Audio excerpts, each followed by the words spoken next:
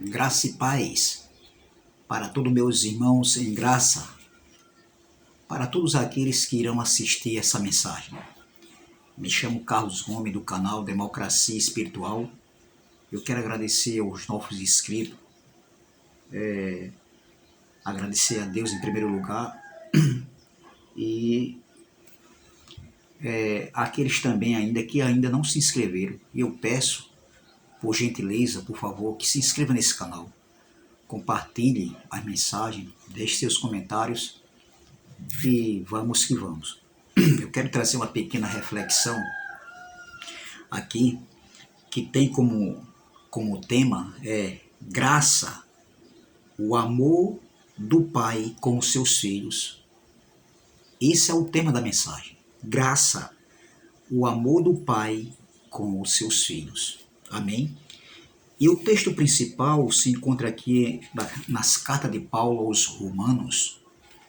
Carta de Paulo aos Romanos, capítulo de número 5, versículo de número 8, que diz assim: Mas Deus prova o seu amor para conosco. O amor aqui é a graça. O amor de Deus é a graça, é o favor de Deus, é a misericórdia de Deus. Então, Paulo diz, no versículo 8, Mas Deus prova o seu amor para conosco, em que Cristo morreu por nós, sendo nós ainda pecadores.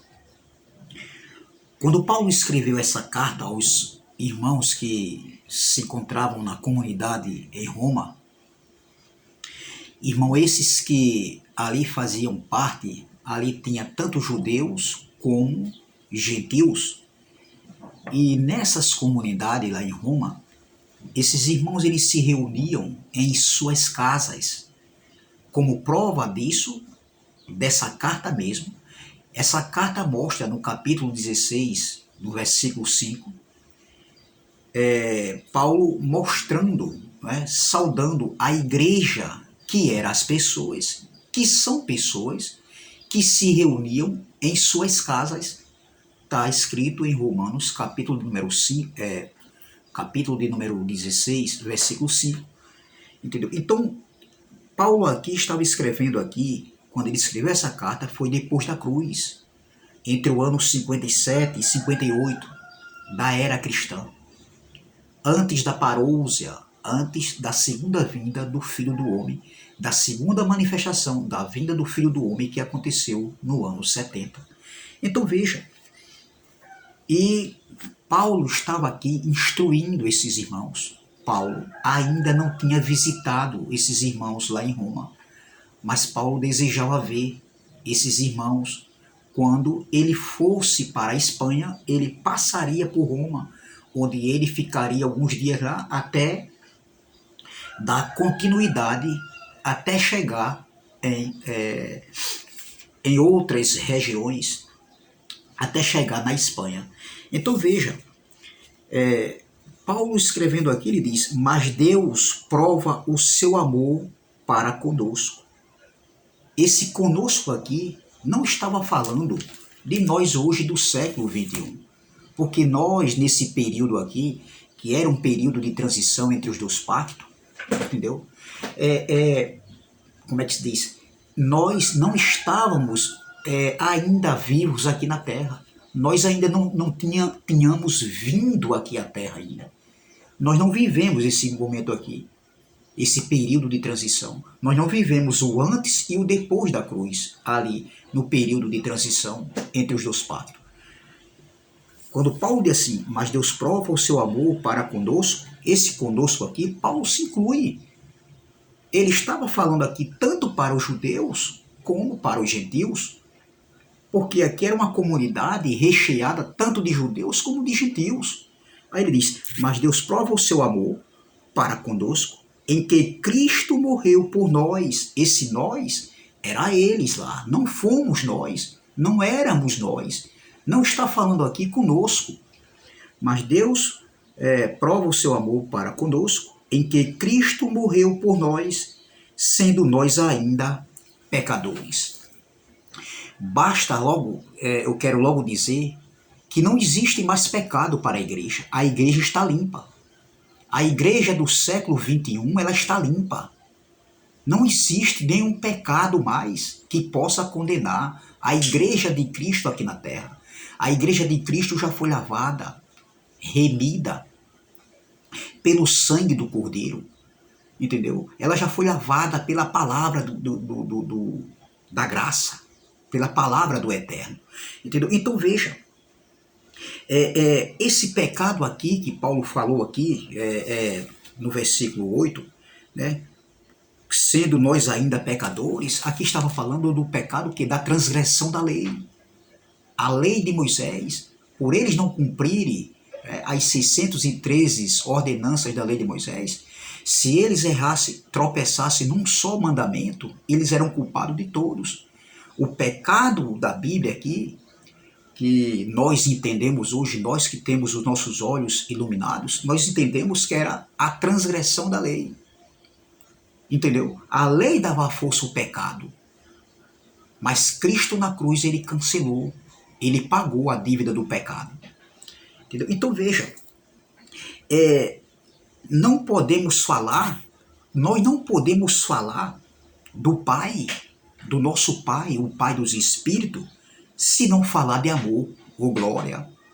É verdade, nós não podemos falar do nosso Papai, do Pai dos Espíritos, porque o nosso Pai, ele é o Pai dos Espíritos, está escrito lá em Hebreus. Nós não podemos falar do amor do Pai, ou seja, nós não podemos falar do Pai se não falar do amor do próprio Pai. Porque o nosso Pai, ele é amor, ele é misericórdia ou glória. Então veja, se existe uma palavra pela qual o amor do Pai, o amor de Deus se existe uma palavra que podemos colocar com relação ao amor do Pai, ao amor de Deus, essa palavra se chama graça, se chama amor, se chama o favor imerecido, a graça de Deus na vida dos filhos de Deus aqui na terra. Entendeu? Então veja, se existe uma palavra, eu volto a falar, se existe uma palavra com relação ao amor do Pai, o amor de Deus, o amor de Yahweh com os seus filhos, essa palavra se chama graça, favor imerecido ou glória.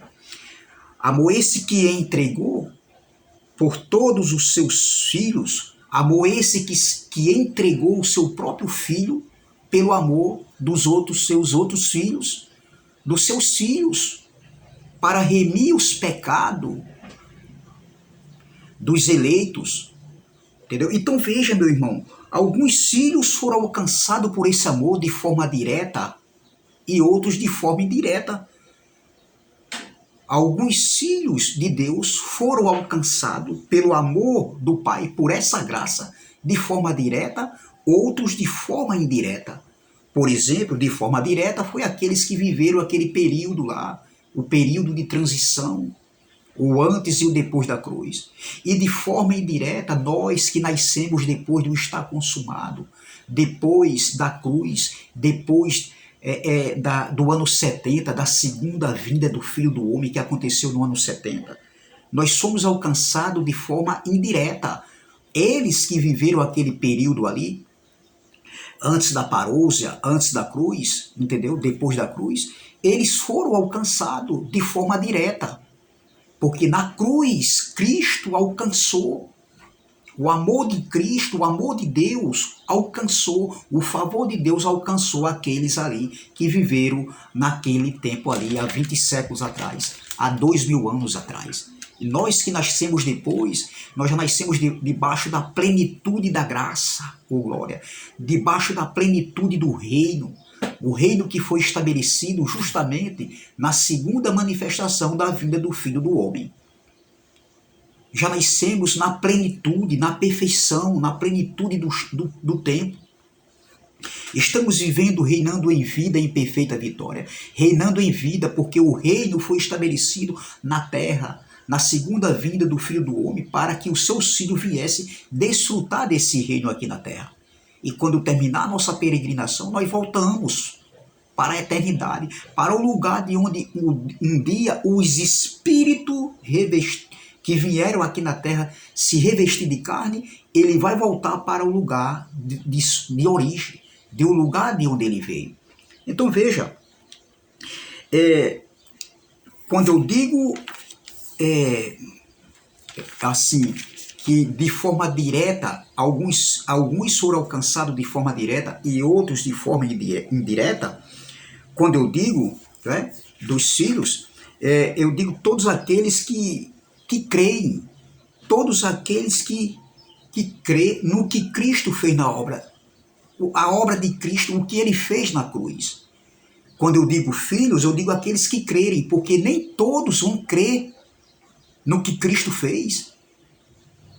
Por isso que eu digo, nem todo mundo é filho de Deus, porque existe ateus aí que não acreditam em Deus, meu irmão.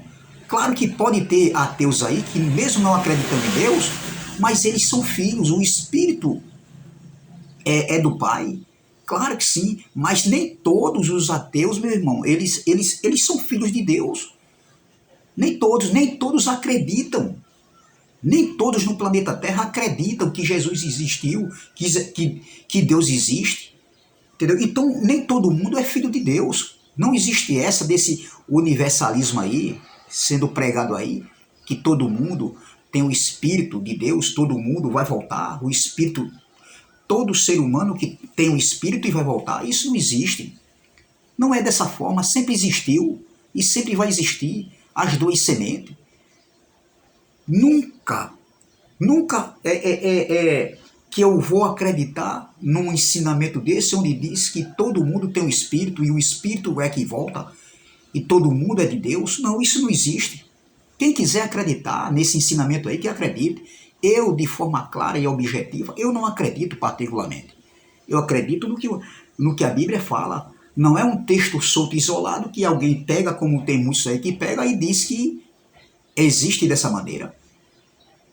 Entendeu? Que todo espírito é de Deus e todo espírito vai voltar, vai viver na eternidade. Eu não acredito nisso aí, nesse tipo de ensinamento aí. Entendeu? Então veja, o calor aqui em João Pessoa está demais. Muito grande o calor. Então, os filhos de Deus, o DNA de filho de Deus não é na carne. O DNA de filho de Deus é no espírito. Veja, em João capítulo 1, versículo de número 11, diz assim, versículo 10, estava no mundo e o mundo foi feito por ele, e o mundo não o conheceu. Veio para o que era seu, e os seus não o receberam, mas a todos quanto o receberam, deu-lhe o poder de serem feitos filhos de Deus, aos que creem no seu nome. Veja, aí continuando, os quais não nasceram do sangue, nem da vontade da carne, nem da vontade do homem, mas de Deus. Veja que os filhos de Deus, eles não nasceram da vontade do homem, nem da vontade da carne, mas nasceram da vontade de Deus. Os filhos de Deus são espírito revestido de carne. Viemos aqui numa missão, numa peregrinação. Quando terminar a nossa peregrinação aqui, o espírito volta. Glória, e o pó volta para o pó como era, e o espírito volta para Deus que o deu. Então veja, é muito claro. Então eu não tenho outra palavra para resumir o amor do Pai para com os seus filhos aqui na terra. Se não for essa palavra, essa expressão chamada graça, o favor de Deus, o amor de Deus, a misericórdia de Deus para com os seus filhos. Em Romanos capítulo de número 5, o mesmo capítulo que eu li o versículo 8, vamos voltar aqui na mesma carta, no mesmo capítulo. Romanos capítulo 5, versículo 5 diz assim, ó, e a esperança não traz confusão, porquanto o amor de Deus está derramado em nossos corações, pelo Espírito Santo que nos foi dado. Glória. Olha aqui, ó. Olha aqui. Vou ler novamente. E a esperança não traz confusão, Porquanto o amor de Deus, a graça de Deus, está derramado em nossos corações pelo Espírito Santo que nos foi dado. Oh glória!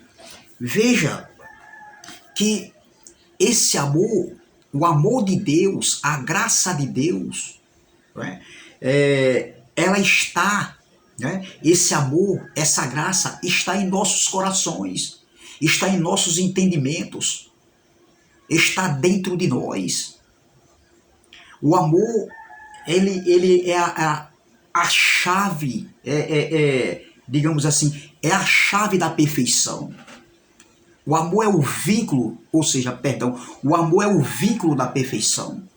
Eu não posso falar de uma graça e se não tiver amor na minha vida, porque, veja, esse amor foi derramado em nossos corações. Essa graça foi derramada em nossos corações, porque o amor é a graça de Deus. Então nós temos que transmitir esse amor, essa graça que está dentro de cada um de nós.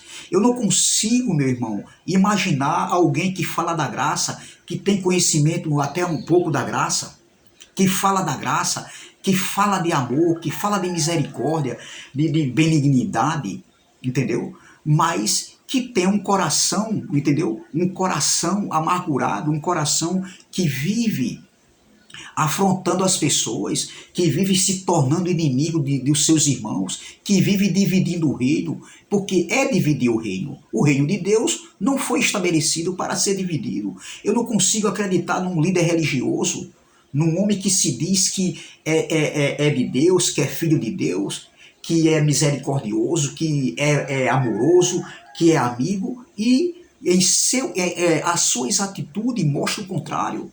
Entendeu? Incitando ira, incitando ódio, incitando raiva nas pessoas para ficar contra outras pessoas porque não concordam com eles. Que amor é esse? Que graça é essa? A graça não é só conhecimento, meu irmão, não é só fala, não é só abrir a Bíblia aqui, a Bíblia nas 14 epístolas aqui de Paulo e falar dessa graça, não.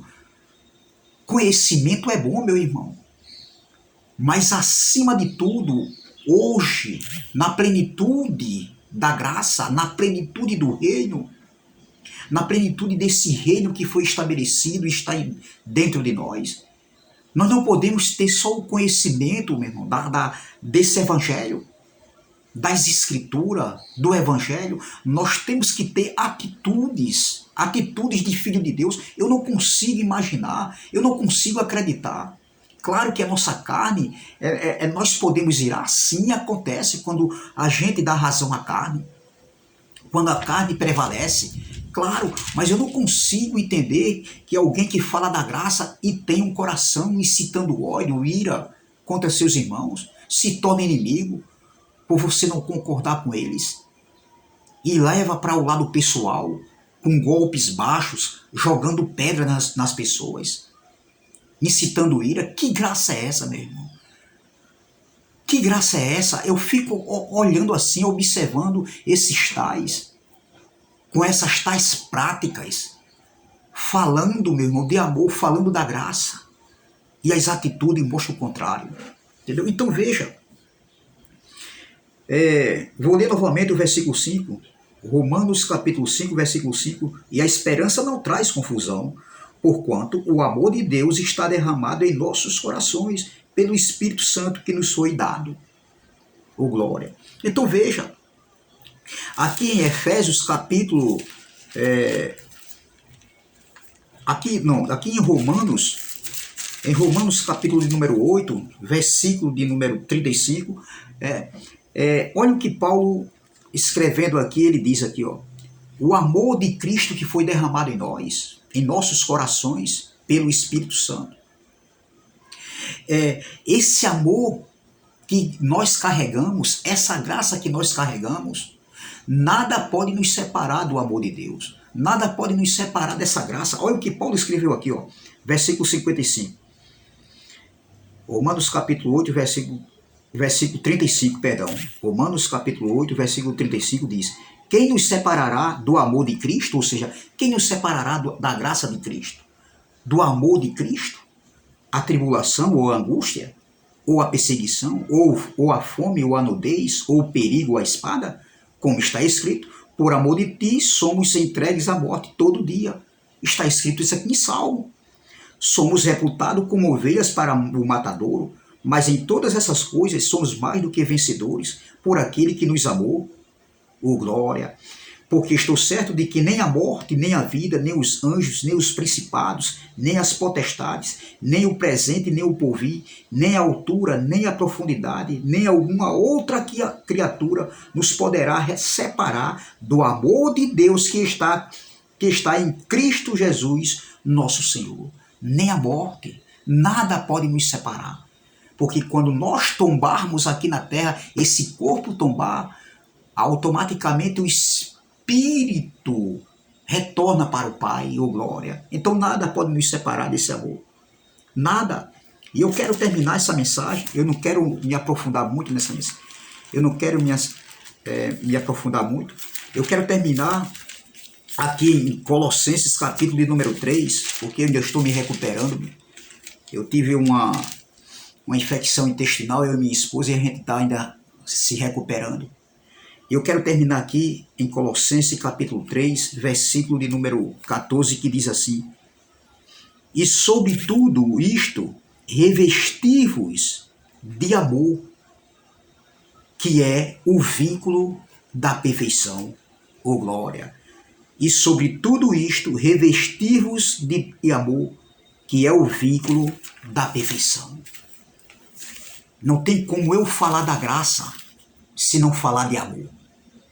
Não tem como eu ter só conhecimento se não tiver amor, se não tiver misericórdia, se não tiver compaixão, se não tiver justiça, a justiça dos filhos de Deus aqui na terra, que Deus quer que nós venha andar e que a gente venha ter justiça aqui na terra.